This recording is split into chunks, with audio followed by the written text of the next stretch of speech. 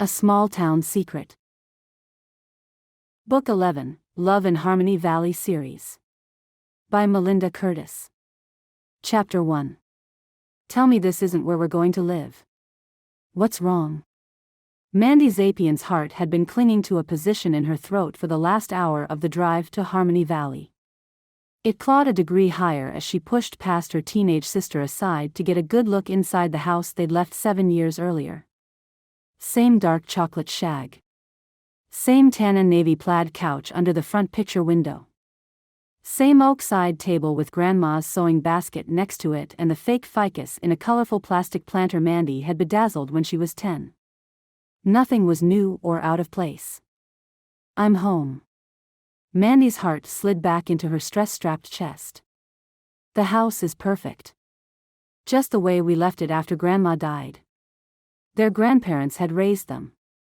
Seriously? Olivia darted around Mandy, holding her cell phone and panning around the room, videotaping. I opened the door and there was a nuclear explosion of dust.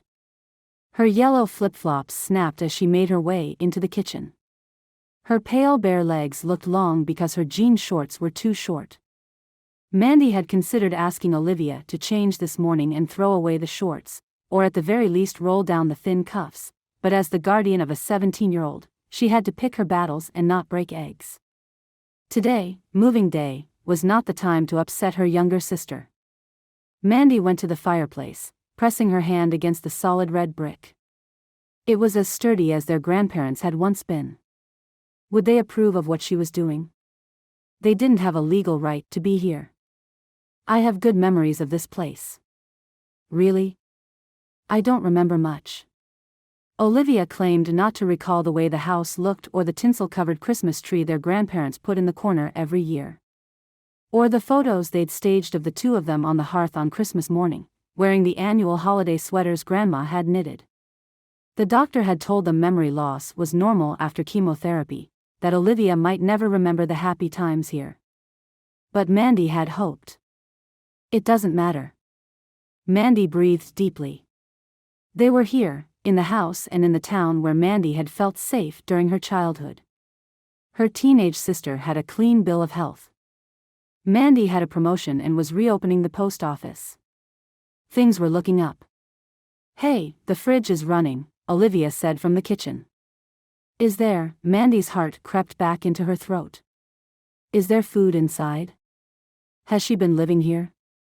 Mandy hurried into the kitchen in time to see Olivia pry the sticky refrigerator door open.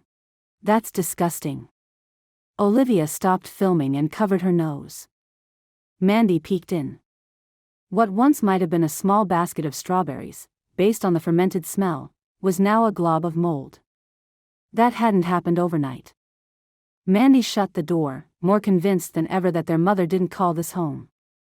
With any luck, they'd be living elsewhere without her ever knowing they'd been here. All they needed was a few weeks to get back on their feet. Olivia and her flip-flops snapped their way down the hall toward the bedrooms. Hey, I recognize our room. She disappeared inside. Why did we leave the bunk beds here? Why? Mandy leaned against the door frame, smiling fondly. There were more good memories in this room, bedtime stories read to Olivia, dreams made as Mandy fell asleep. We left the bunk beds when we moved because I'd slept on top bunk for 10 years, and at 25 I wasn't going to do that anymore. Take whatever bunk you like. You're sleeping in here alone. She'd take her grandparents' room. I'm not arguing. Olivia actually smiled as she glanced around the room. This room has the feeling of familiarity, but your memories will come, Mandy reassured her, wishing it was a true statement. Olivia sighed. Do you remember this? Mandy closed the bedroom door, shutting them inside the room they'd once shared. They had time for a little reminiscing before the day's summer heat made it too hot to unload her truck. This is where Grandma tracked our height. There was a narrow, framed mirror mounted on this side of the door. Their heights were marked on the frame with indelible ink. Mandy's in pink. Olivia's in purple. I don't remember anything about this room, Olivia murmured, sounding sad. No matter. Mandy drew her sister close, and closer still, until they could see each other and their reflections. Mandy, the tallest of the pair, looked too thin and too young with her slight smile and thick dark hair in messy ponytails beneath her ears. Her red tank was as baggy as the circles under her eyes. She'd been worried about her new job, about the move, about the bills, the house, Olivia, about, well, everything. Olivia's frame was deceptively solid, a side effect of her cancer treatment. To anyone who didn't know her history, the teen looked as if she'd put on extra weight preparing for a growth spurt. Her soft brown hair had finally grown back in an inch. The short style made Olivia's brown eyes and wide mouth seem more prominent. "You were always taller than me." Olivia pointed out the two most recent pen marks on the mirror frame. "And you were always prettier." Mandy nudged her scoffing little sister aside and opened the door, leading the way to the master bedroom. "You should feel lucky you didn't get my height or my shoe size." Neither one of them opened the second bedroom door as they passed. That had been their mother's room. At least, she slept there on the rare occasions she'd visited. Why did Grandpa leave her this house? Mandy and Olivia stopped just inside the master bedroom. The full-size bed was made with a pink chenille bedspread. There was a layer of cobwebs from the cherry headboard to the pillows. No one had slept there in a long time. Grandma's wide dresser sat in front of a wall with maroon-striped velvet wallpaper. The solid cherry dresser had a white marble top and a large, framed mirror attached to the back. Grandpa's taller, narrower dresser was made from the same cherry with a matching white marble top. After Grandma died and the post office in Harmony Valley closed, we moved to Santa Rosa. Mandy opened a top drawer of her grandmother's dresser. It was filled with colorful polyester scarves. We didn't have the heart or the strength to go through Grandma's things and move the furniture. They'd furnished an apartment by shopping at thrift stores. "I remember this room," Oliva murmured, frowning. "I remember you, taking care of Grandma." "What else do you remember?" Mandy picked up a red, white, and blue scarf, shaking it out without really seeing it.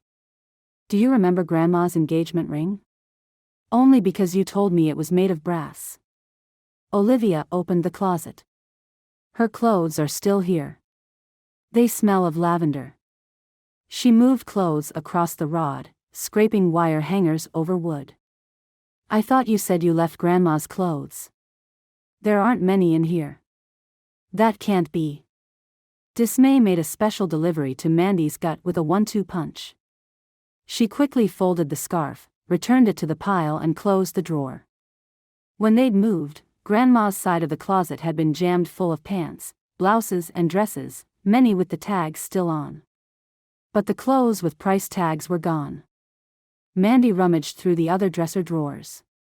Except for Grandma's underthings, the other drawers were empty. An old memory lurched from Mandy past, like a zombie coming to life after a long and restless sleep. Grandma's voice, pitched low. "If you need money, Terry, ask. Don't go searching through my drawers. I was just admiring your scarves."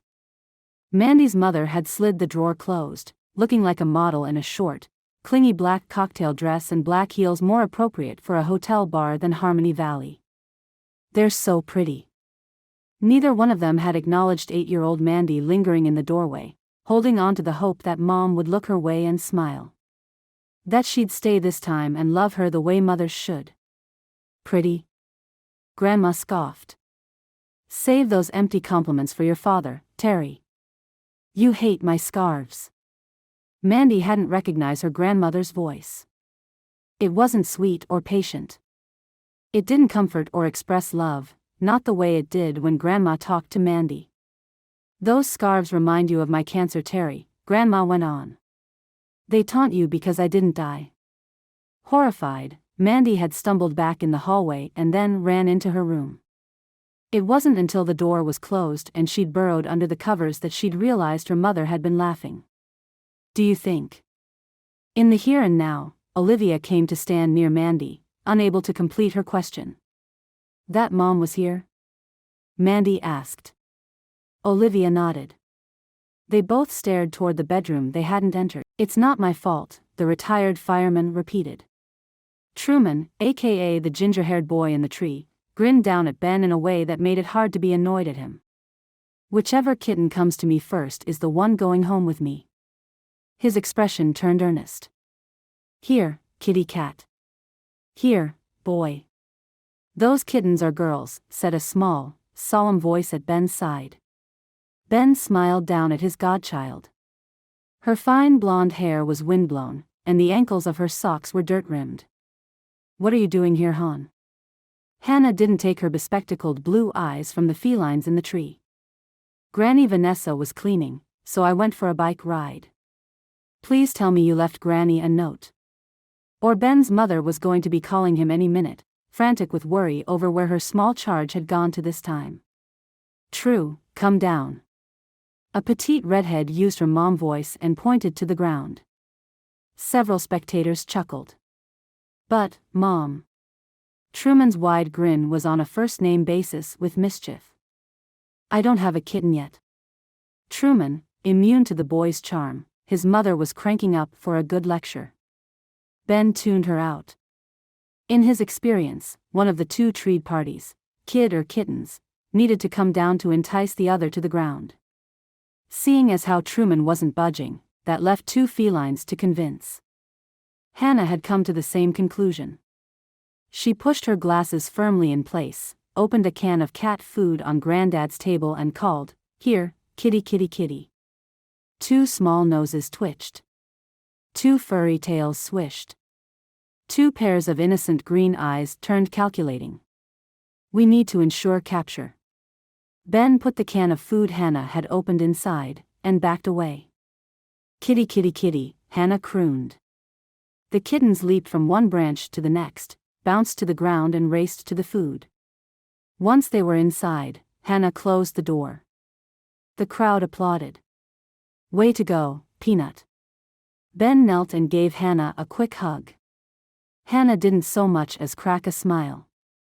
She was a quiet child by nature, but since her firefighting mother, Ben's best friend Erica, had died 3 months ago and Ben had become the temporary guardian to Hannah, her smile had been as AWOL as the man listed as father on her birth certificate. Ben hoped she'd smile freely when he found the man. He hoped by the time his own father retired that Hannah would be settled with her biological dad and Ben would be free to pursue a career in fire investigation. "Well, now I don't know which one to pick." Truman reclined on his stomach on the thick branch, arms and legs hanging down as if he was a lion readying for a nap. "We'll have to take both." Before Granddad could do more than perk up his silver eyebrows in glee, Truman's mother put the kibosh on that idea. "I don't think Ghost would appreciate you bringing home one kitten, let alone two. Old cats don't like to share their turf with other cats. Time to come down." "Okay." Truman sounded disappointed, but he did as his mother asked. And he did a good job of it, too, moving quickly and with confidence. Until his sneakers slipped and he fell, tumbling through the air in a slow-motion cartwheel that sent the crowd gasping. Ben was ready. Arms outstretched, he was in the perfect position to catch the boy. And a sneaker to the mouth.